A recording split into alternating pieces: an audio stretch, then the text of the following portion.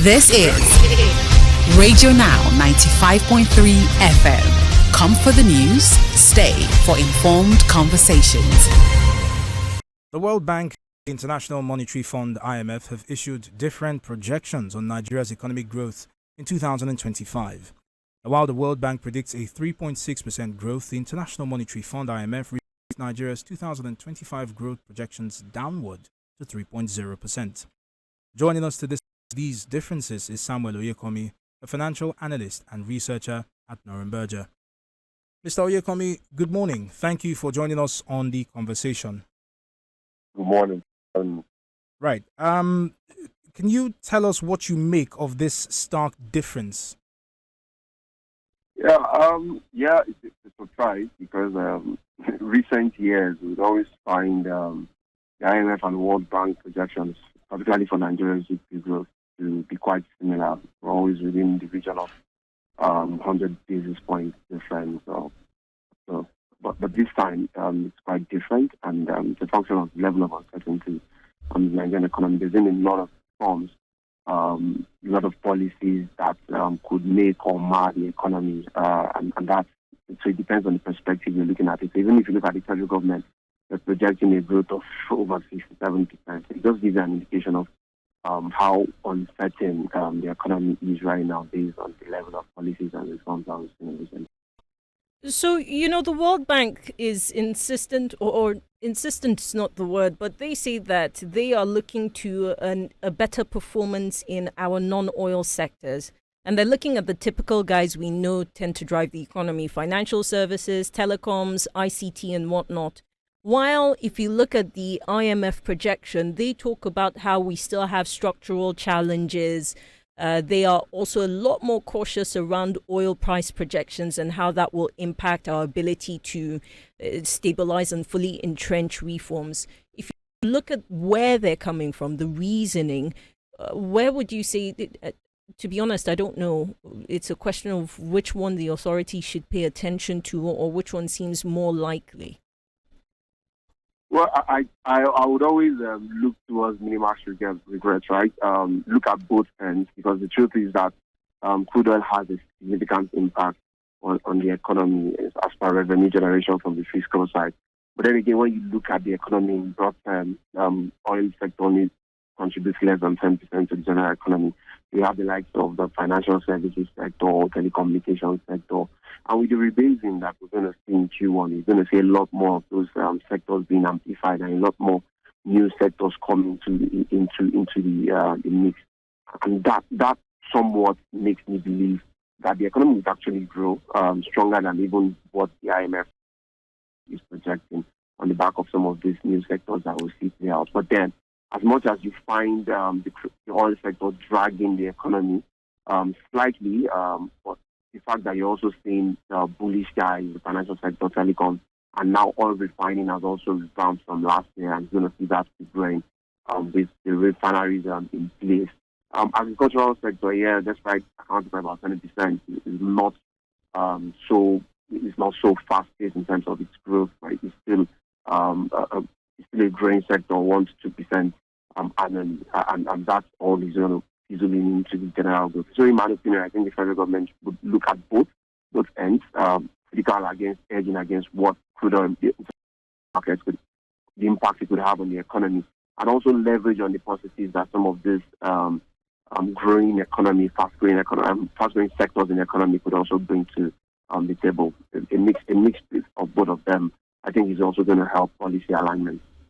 So, 2024, Nigeria's growth also kind of defied the expectations. We actually increased to what was 3.4%. And I want to put these figures into perspective. First, 2024 did defy expectations. But then you look at the IMF projection, it is projecting that we're going to contract to 3.0, while the World Bank is projecting an increase to 3.6%, right?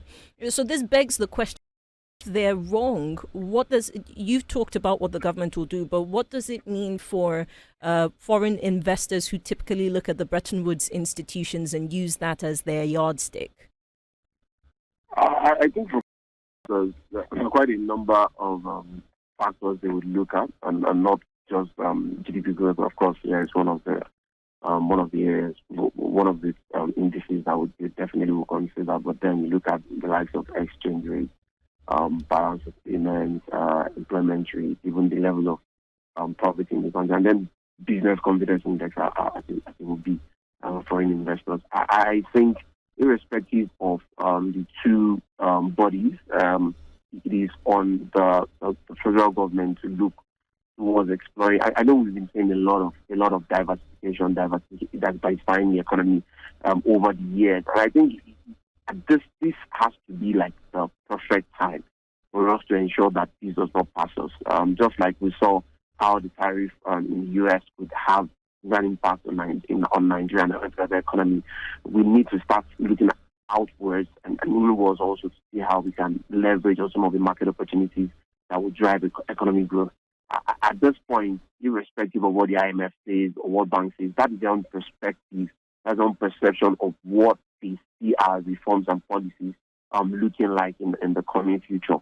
But locally, there are also many other fundamentals that determine economic growth, and I think that's what the government will be looking at. And even foreign investors would also look at a mix of some of this. To say that the finance minister also went out to the IMF conference a few days ago, and they also had some conversation. I think those is the function of how they're trying to steer foreign investors towards moving funds into the Nigerian economy, either direct or by portfolio investment. So, Mr. Oyekomi, do you expect local experts to raise the question of trust in either of these institutions, considering this minimal 0.6 difference in their projections? 0.6 is not minimal, to be fair.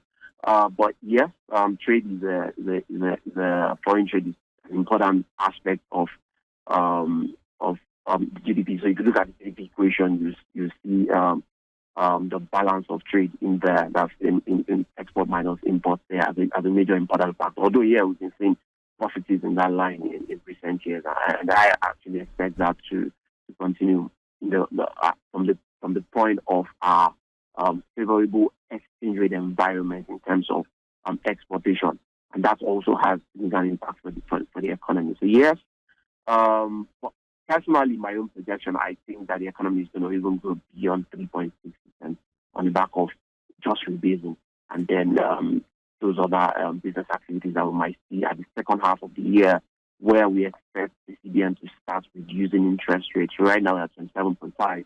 And the economy still grew at 3.4% last year. So imagine the second half of the year where they expect inflation to taper, CBN starts loosening rates, the economy starts growing seemingly, right? And then I think that's also going to have some positives on the economy generally. All right. Well, Mr. Oyekomi, thank you very much for your time and expertise on this conversation. Samuel Oyekomi is a financial analyst and researcher at Northern Berger. He joined us this morning to speak on the World Bank and the International Monetary Fund issuing different projections on Nigeria's economy in 2025. Now, while the World Bank believes that Nigeria will grow by 3.6%, the IMF has revised its projection of Nigeria's economy downwards to 3.0%. This is Radio Now 95.3 FM. Come for the news, stay for informed conversations.